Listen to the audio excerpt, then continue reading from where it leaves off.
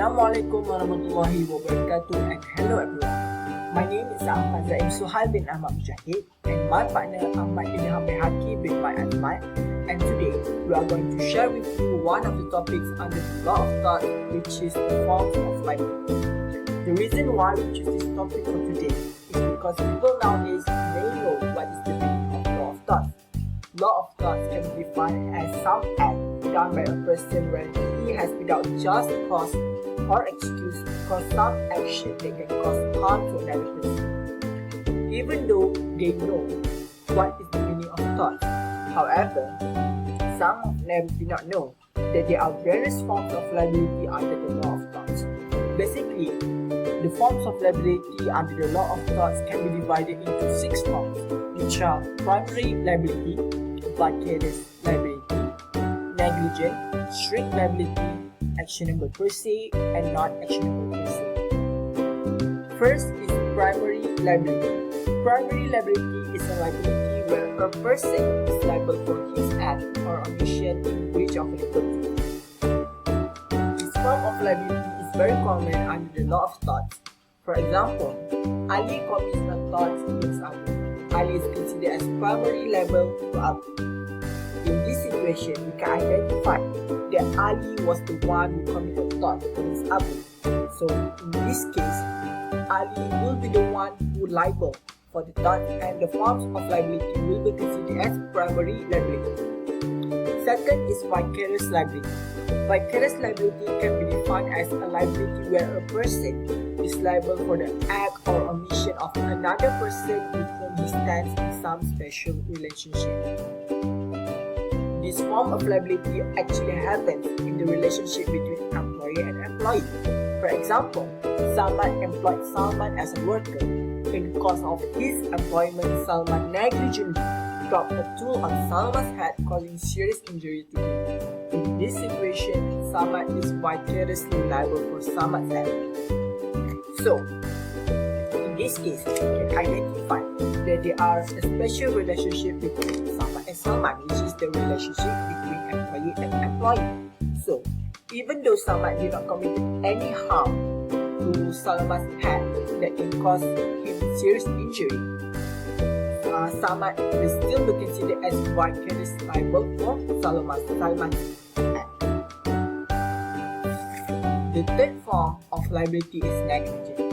This liability is actually based on fault, where a person make a mistake or fault that without any reasonable and just excuse. For example, try to imagine that if a doctor is doing a surgery to a patient, and at the time of the surgery, he forgot to sterilize her surgery equipment without any reasonable and just excuse. In this case, the surgery leads to the patient death. So in this situation, since the doctor had made a fault where he forgot to sterilize the surgery equipment, he will be considered as liable for negligence. Assalamualaikum warahmatullahi wabarakatuh. My name Ahmad Idham Baihaki bin Mat Azmai. The next form of liability under law of tort is strict liability. Strict liability is a form used to describe liability which is imposed on the defendant without any proof of fault on his part. As example, the defendant is liable for his act or omission even though he acted innocently and is not at fault. The landmark case for strict liability is the case of Rylance and Fletcher, where in this case, the defendant, who is a mill owner, employed some independent contractors to construct a reservoir on his land. The defendant did not know of and could not reasonably has discovered the existence of disused mine shaft on the site.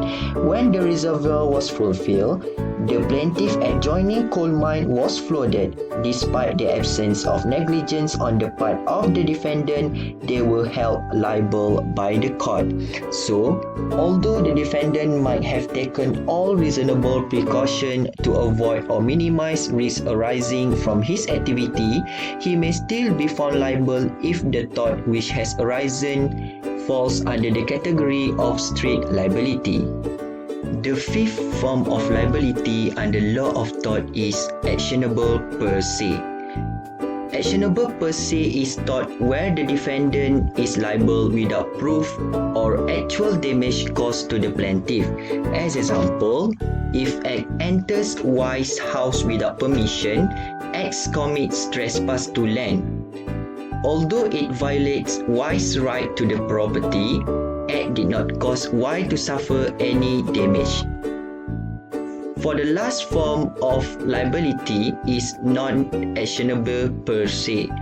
Non-actionable per se is a tort where the defendant is only liable if there is a proof of actual damage to the plaintiff. As example, X negligently rode his bicycle into Y's car. The collision did not cause any damage to the car, although X has violated Y's right to his property. Y cannot sue X for tort of negligence. It is because the tort of negligence is a liability based on fault. In conclusion, there are 6 forms of liability under law of tort, which are primary and vicarious liability, negligence and strict liability, and non-actionable per se and actionable per se. Liability in tort arises when person does something that is not allowed or does not do something that is required by law.